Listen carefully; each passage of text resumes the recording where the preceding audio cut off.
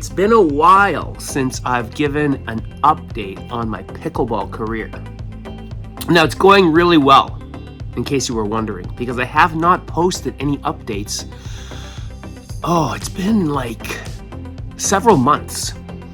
So I started 2 years ago in the fall of 2021. So I played the full winter of 2021. I took the summer off because I really wasn't sure. I think I was going to just play golf and bike and stuff like that. But coming into 2022, I played the winter. I got better. I got to know some of the people, and I got to know some of the better people. What ended up happening was I made some new friends. So, which is cool. So what happens and how this goes is during the summer, well, during the winter, there are things called the ladders. And those are the more competitive, like, games.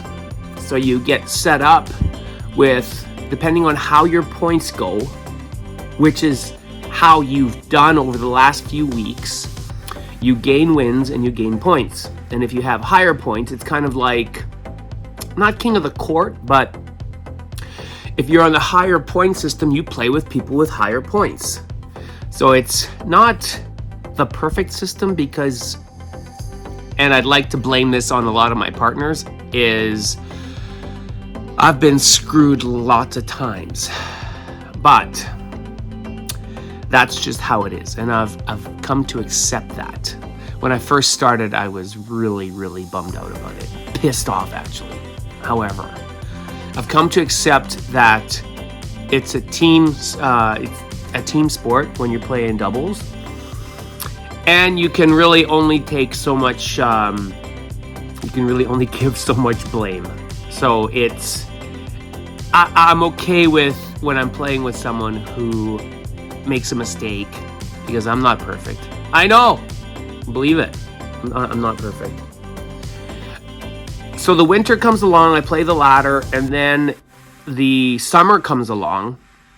And then what? So I was kind of looking into this, and there's a Sherwood Park, it's actually the Strathcona Pickleball Club, which is an outdoor pickleball club by the Sherwood Heights Junior High School. Sadly, like, I got in, I'm a part of their club. I paid for it, but I never was able to play even one game. The timing of their, kind of higher level play, the ladders and the round robins, just were not convenient for my timing. Playing at so I also joined up with the Edmonton Pickleball Club, which is here, shown here, and it is at the Royal Gardens. It's called Royal Gardens Courts or something like that. But it's right by, in Blue Quill in Edmonton. Like, if you keep driving past Southgate Mall, it's just south of White Mud on like 122nd, where it kind of goes up the hill. And they had weekly and kind of bi-weekly ladder play and round robins with some of the guys I was playing with in the summer. And outdoor, this is my first year playing outdoor, and it's pretty interesting because you have to deal with the elements. When it's windy, you definitely have to take that into account, and you can actually kind of work the wind into your favor, which is fun. We even played in some rain, which could kind of slick up the court, and some of the old guys were like, yeah, I don't want to play, it's too slippery.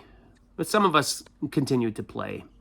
And when it was kind of getting towards the fall, the lighting went, obviously because the sun's going down, the lights came on, which is kind of neat. And playing in the night is definitely cool. So it's some of those guys, and plus the courts aren't perfect like an indoor place.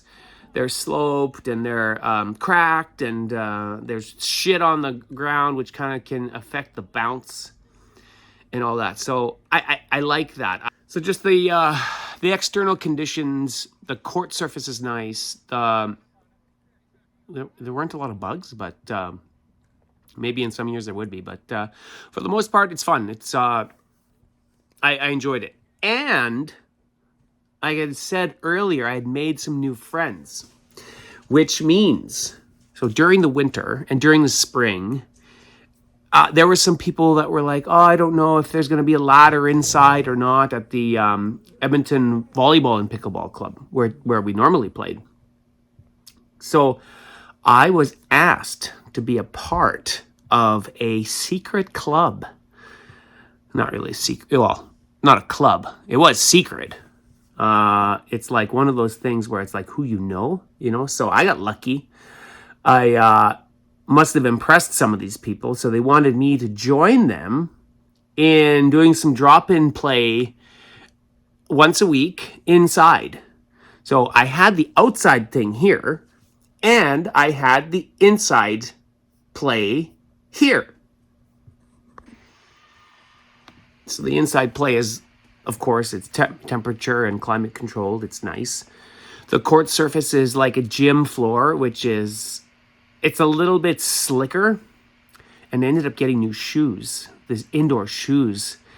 And they stick like glue. They're awesome. They feel great.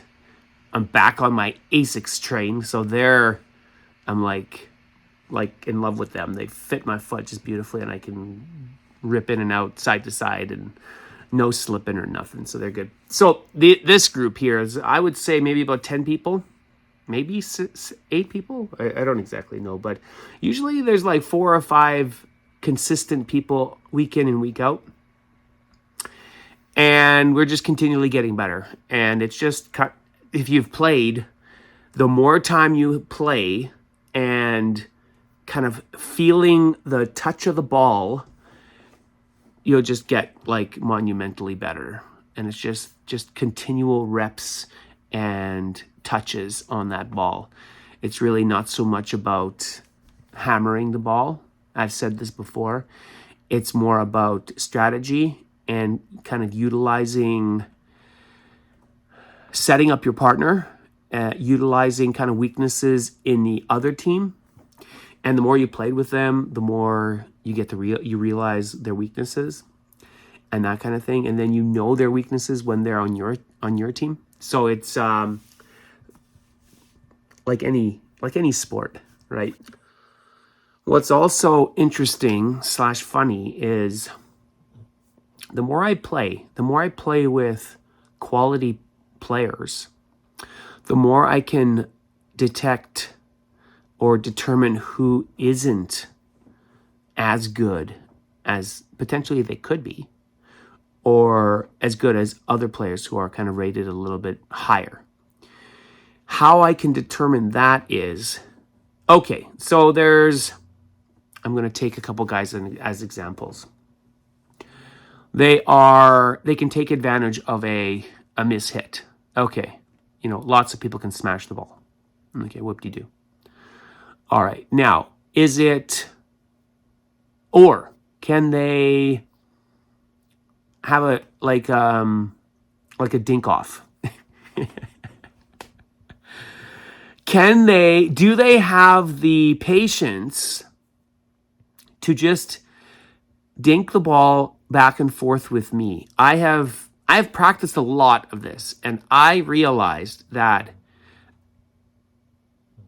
I will make them make a mistake first,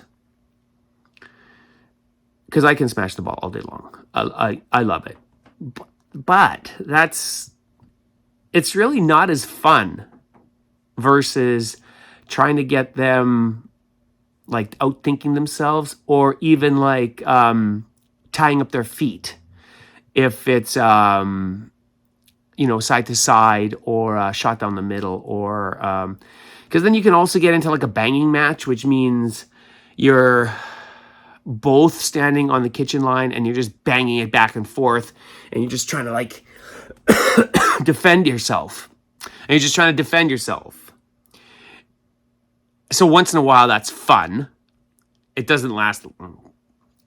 However, if there's an opportunity where, and it's interesting because these guys who get into like banging matches and they think they're like hot shit and trying to like almost smash a winner from the back line, and it goes into the net, and they're like, they're whacking themselves with the paddle, like on their quads and stuff. It's like, dude, learn how to drop from back. Like that is important. That is an important skill when you want to be a higher level player. I've worked on that a lot. And of course, there are many, many times I fuck up. But I'm trying it. And once it works, I would say it works 30, I'd say 40, maybe, I'm actually better than 50%. Maybe I would say 60%. And then on those ones, they just try and jam it into the net and it just bops and they lose the point. So 60% of, like, if you understand pickleball, if you're on the back line and you do like a third shot or a fifth shot drop, it's an underrated skill for sure. So as we go into my 3rd year playing pickleball, I am going to be, like, it's funny, there's a new pickleball center. There's 2, and I heard there's a 3rd one coming up, but it's all the way in the West End. So I'm going to see if a lot of the times are just complete shit for my schedule. So I'm going to try and get at least once, maybe 2 games a week throughout the winter. So we'll see how this goes. I'll keep you guys posted. I know you guys wanted this update. So there we go. Thanks for watching.